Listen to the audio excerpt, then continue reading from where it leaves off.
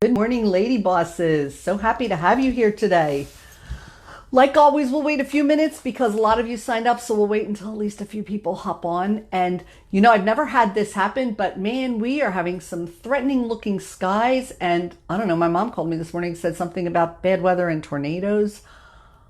Growing up in Southeast Pennsylvania, who the heck grew up ever being fearful of tornadoes? And boy, it's becoming a regular thing. I'm starting to think if I had $1 for every time I had to hide out in the basement over the past year, well, I couldn't really retire, but still, I can't believe how often I have to run to the basement. Somebody's here, say hi. I'm not sure who you are. So anyway, I don't know. If the weather ever knocks me out, I'll just have to try and get on. And boy, if it gets really bad, we'll have to reschedule. But I think we're good for now. I see a little picture pop up. Oh, Barb. Hey, how are you, Barb? Somebody else is here too, but I'm not sure who. But nice to have you, Barb. Nice to have you both. I don't know who my other lady boss is, but I'm happy you're here. So we'll wait a little more. Barb, are you having threatening skies too? I'm not sure what's going to happen today, but I don't know. I heard a little bit about the T word. Hey, Timmy. Happy to have you here. 4 of you. Okay, we'll wait just a little longer. I feel like, I don't know, we had at least a dozen maybe signed up. Beverly, hey, how are you today? Nice to have you. Good to see you all. I'm so excited in this group. You ladies have been so awesome. You've been so connected and so encouraging in the group. I love how you've been talking to each other and encouraging each other. That's what it's all about. We are always going to be better together. So excited to see you guys interacting the way you are because we all need each other's support. And I'm just so excited to see you doing that. Hey, Melissa, how are you? Okay, we're up to 5 of us. Listen, we're going to get started. And just if you missed any of the past or if you were on live for previous sessions, go back and listen if you missed the beginning. Just listen to the first few minutes. You may have missed something important. So, okay, Darlene, Amy, hey, ladies. Okay, let's get rolling. Awesome. Eliminating distractions, squirrel complex. Anna Maria, hi. I don't even have to guess how many of you suffer from squirrel complex. Probably a large majority of you. It's a really tough thing. So listen, think about your most successful people. Think about your big achievers. They are very, very focused. Probably because they're not getting distracted, right? Wrong. No, of course they're getting distracted. They get distracted like everyone else. But what's the difference? Why do they become so successful? It's simple. It is so simple. Not simple to do, but simple to tell you. They have a very clear vision and they have a very clear plan. Okay? You can't have one or the other. If you have a plan but no vision, then your plan is not going to be important because you don't have that vision pulling you forward. If you have the vision but you don't have the plan, then it's a pipe dream. It's nothing. So you have to have both. So, a lot of people just want to work for somebody else. They want to clock in and clock out because they don't want the stress of being an entrepreneur. They just want to go home at 5 o'clock and forget all about work until the next morning and not think about it on the weekends. And if that's for you, that's fine. But that's not who we are in this group. For the most part, we're female entrepreneurs. So we want more. And we're here because we want to grow and we want to learn more and we want to be better, right? So that's where it has to start. It's got to be a vision and a plan. Good morning, Cindy. So anyway, your vision has to be, I just thought of this analogy the other day. And if you heard it somewhere before, I don't know, maybe 2 people thought the same thing. But for now, it's my idea. Your vision has to be a humongous, strongest magnet you can even imagine. And here's the reason. Because, okay, just suppose like your vision, suppose you need to lose weight. Or no, you've just been diagnosed pre-diabetic and that's scaring the crap out of you. That becomes a huge magnet. So that when you are walking through the kitchen and you see a box of donuts on the counter, you start to look toward those donuts, but the magnetic force of those donuts is nowhere near as great as the magnetic force of your vision that's going to zip you right back. Okay, imagine trying to push a magnet over to something else, but it always gets sucked back by the bigger magnet, right? So your vision has to be a really strong magnet because everything is here. If it's not between your ears, if it's not really what you want and it's not really big, you're going to keep getting distracted too easily. So you're right, Beverly. You have to refocus on your plan, but you have to write it down. You have to put it on a board in front of you. It has to be so clear that it is this magnet that is driving every action you take during the day. Because if it's not that big, then you're not going to get rid of squirrel complex. It's just not going to go away. So here's another thing to think about. If your business, your entrepreneurs, if the business that you're working is not something you need to do financially, okay, maybe you have no financial need and you're doing what you're doing as a hobby. Your vision from a financial standpoint is not going to be as great. So if you really want to grow that business, you've got to dig really deep to find a reason that's big enough to become that big, strong magnet.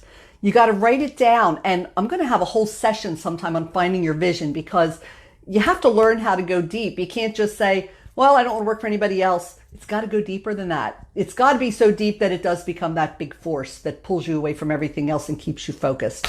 So if you're treating this just as a hobby, don't expect that it's going to be anything any bigger than a hobby, and don't expect big success. But if you want success, you've got to find a reason that's strong enough to keep you focused, okay?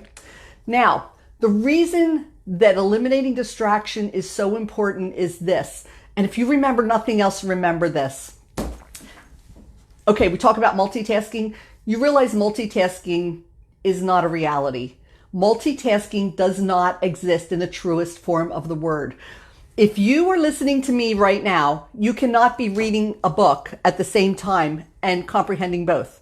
Think about it. Think about watching a show on TV, and it's a really deep show, and if you look away a minute, you're going to lose it, but you really have to stay focused on it, and you get a notification on your phone, and you go to check it out, and real quick you want to respond. Well, what happens? What do?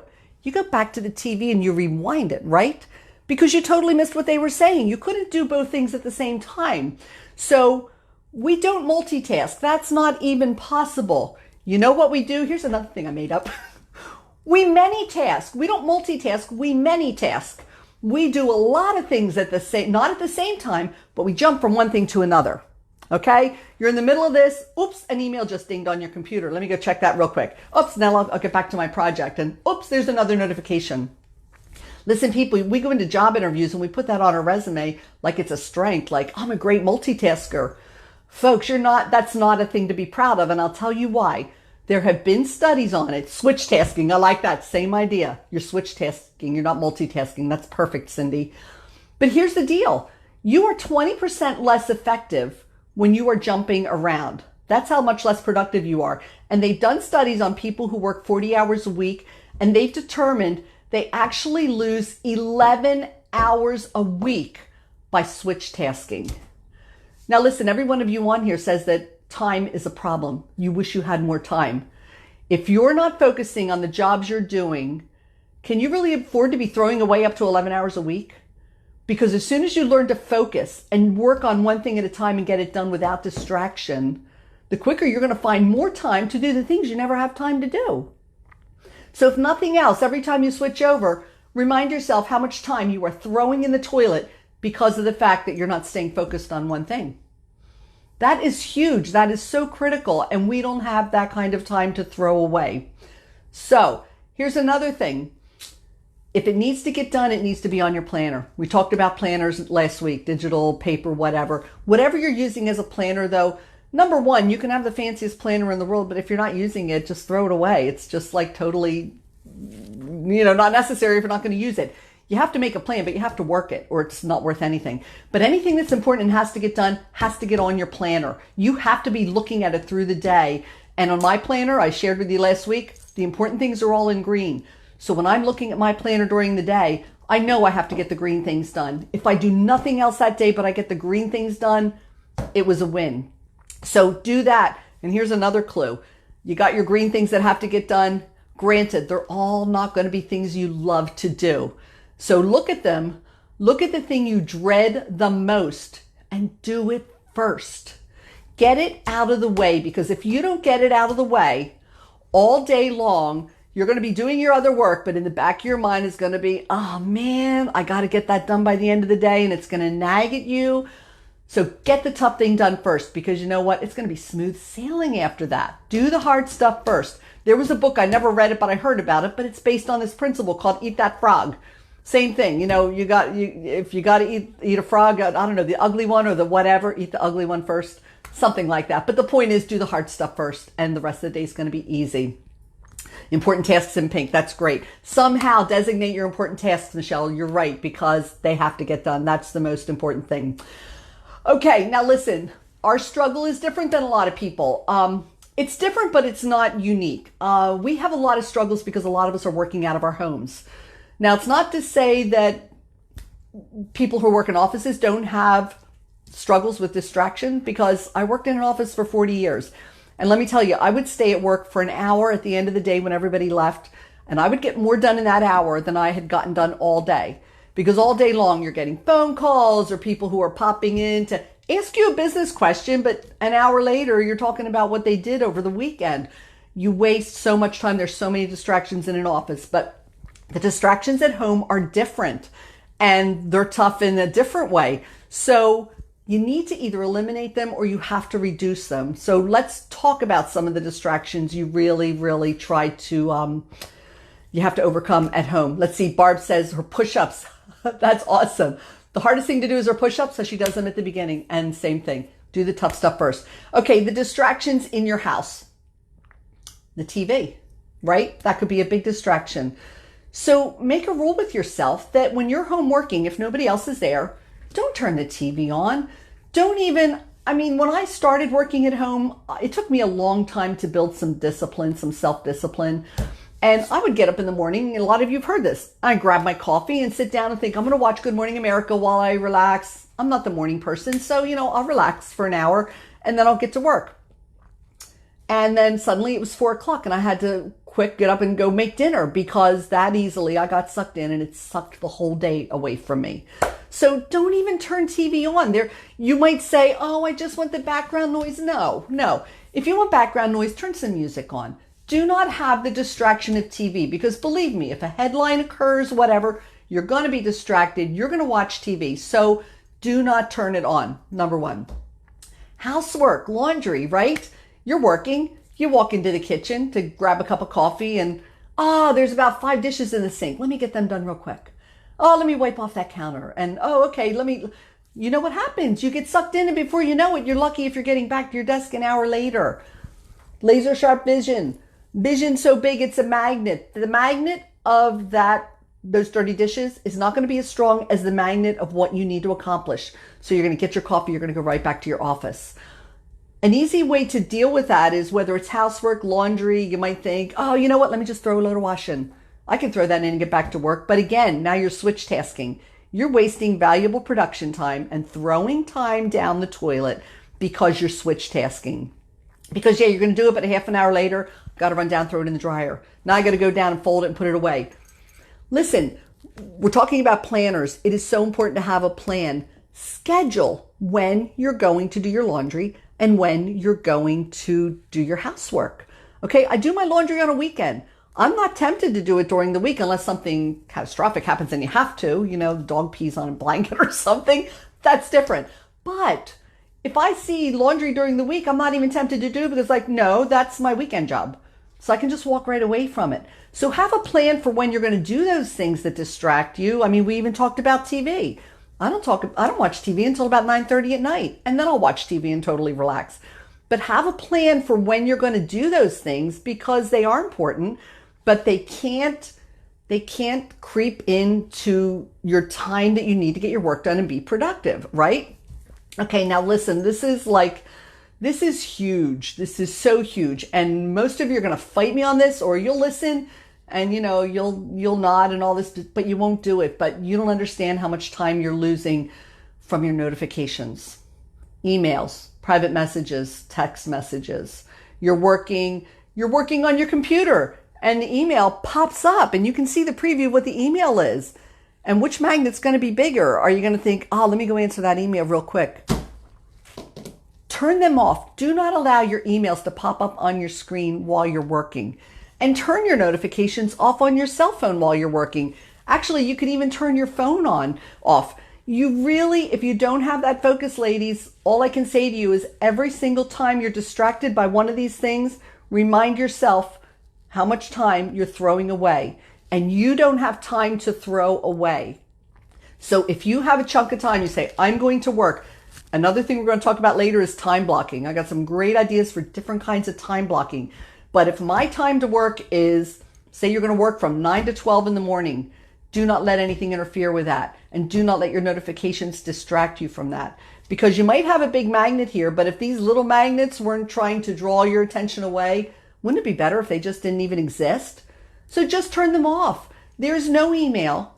There's no message that's going to be so important that it can't wait an hour or two or 4 or whatever. People can get you.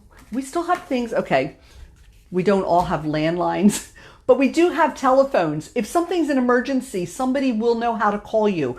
But somebody sending you an email, somebody sending you a text message, 99.9% of the time, it is not going to be so critical that you have to stop what you're doing to respond. You're losing your focus simply by looking at the preview.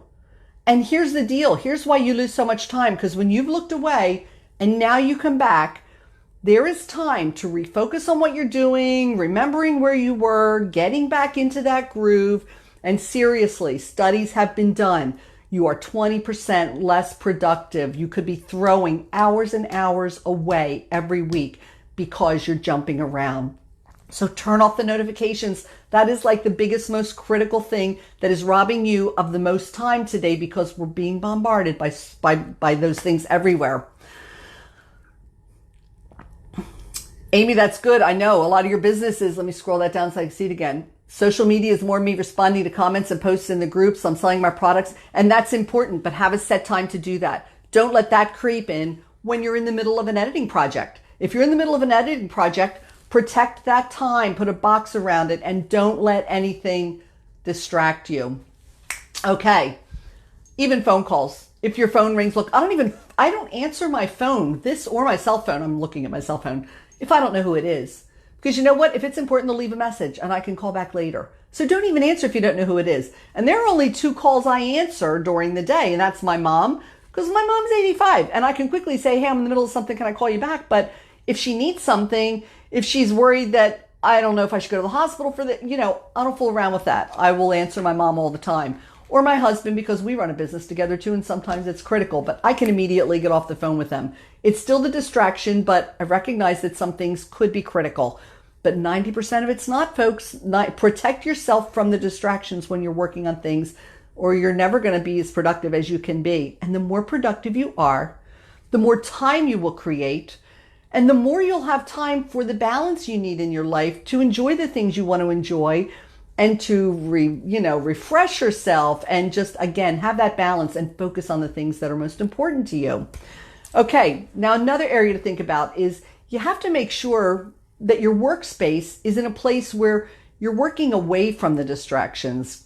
So, like I said about TV, don't sit in the living room, work in the living room with TV on, or if you've got people home, you've got family, husbands, whatever. My husband's home sometimes during the day, and if he's home, the Western Channel is on TV all day long. That's why I don't watch TV till 9:30 at night, because that's when he goes to bed. But I can't sit there and try and work with TV on and all that. So I'm not going to sit in my living room and work. Or don't sit in the kitchen at work if you have people home and that's where they're hanging out.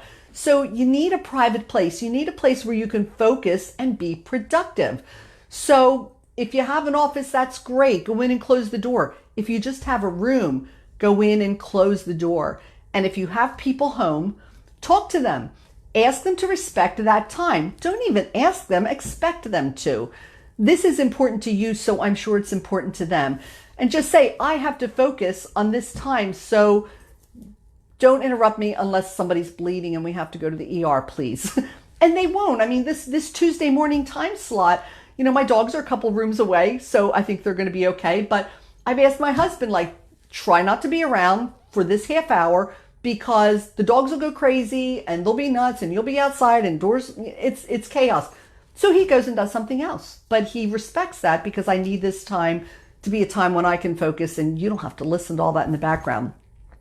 If you don't have a place like that at home where you can just really have a quiet space and work, then go somewhere. I know so many people who on a regular basis go work at Starbucks, go to a little local cafe.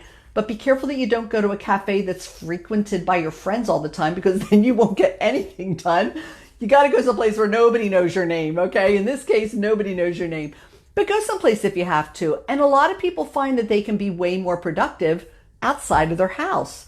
So figure out where it is you need to work, but really find a place to focus, to be productive, and protect that time, because it will create more time for you. That's what we're all about, is figuring out. I've been, Faith, just stopped out for a phone call I've been waiting for. Can you say distraction? Okay, but see, that was important. And believe me, I'm not saying there aren't important things that we have to respond to, but again, 99% of the time, you don't have to. If you're not waiting for a phone call, then shut it down, ladies. Shut it down and get your stuff done. Okay. Now listen, here's a way you can think about it. Again, it's all between your ears. So here's the mindset you can put yourself in to really make this successful. Give your job or your work, whatever it is you're doing, whatever it is that you're working to find balance on, whether it's your job, your family, whatever, give it the same level of dedication that you would give to a boss if you were working for someone else, as though they're watching you and assessing you all the time. If you're working for somebody and you're sitting at your desk and they're standing there watching everything you do and assessing everything you do, you know that you're going to be on your A game. You're going to be giving it your best, 100%, right? Have the integrity to give that to yourself. We're so quick to give to others, but we just don't always give ourselves what we need. Realize that what you're doing is important. And it might not be important to anybody but you, but who cares? It's important. So show yourself the same respect that you would show an employer who is paying you to do a job for them and expecting you to definitely work at a certain level. Give yourself that same respect. So in closing, I want to remind you, remember, insanity is doing the same thing over and over and expecting a different result. If you want something to be different, you've got to start doing things differently. And I hope you really take this seriously, because, just remember the big things. Make your vision the big magnet. That's number one. It's got to be the big magnet. Remember, every time you're distracted, you got to start having a conversation with yourself. Every time you're distracted, how much time am I throwing away? I don't have time to throw away. If anything, I need more time. So I can't throw away the time I have. I need to create more. And then remember, be respectful. Give yourself the same respect you would give a boss. Work at your absolute best for nobody but you. That's what I've got. Any of you have questions before we wrap it up? You guys are awesome. I'm so happy to be doing this with you. And I love all your input too. You're welcome, Vicki. Cindy said God is watching. Again, give yourself that respect. Okay, ladies, this is awesome. Now listen, if you missed the beginning, you came in late, watch the replay. There might just be a little bit in the beginning that's a help to you. So thanks for coming. Our topic next week is on stress. Okay, you got two choices with stress, and we're going to talk about what they are. But I'll be posting the invite on Thursday, and hopefully we'll see you then. So thanks, ladies. Have a great day. Cindy, I'll love this day as if it were my last. Good advice to everybody. Have a good one. See ya.